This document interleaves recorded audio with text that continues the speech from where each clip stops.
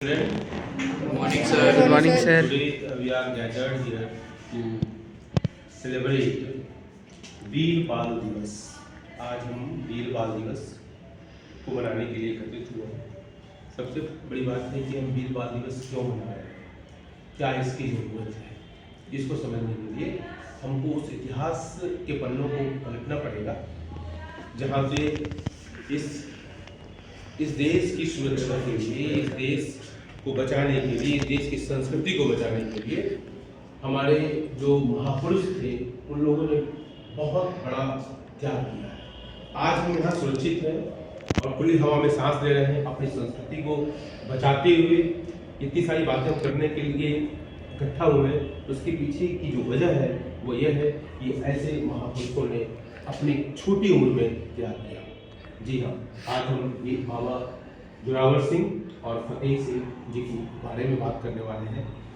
एक अंग्रेज राइटर ने बहुत ही सही कहा था, the child is father of man.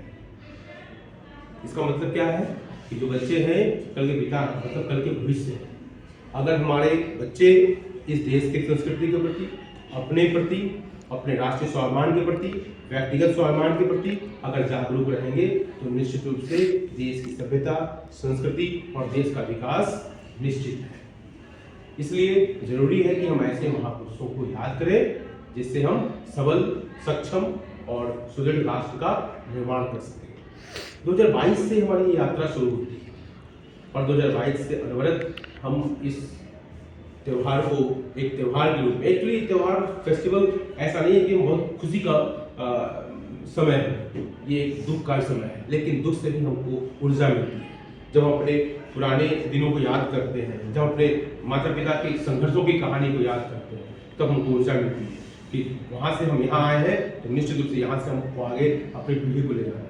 और ये समझ में आता है जब ये सरहिंद का जो क्षेत्र था, जहाँ पर जो मुगल काल था, उस समय इतने सारे अत्याचार इस संस्कृति पर, सभ्यता पर हुए।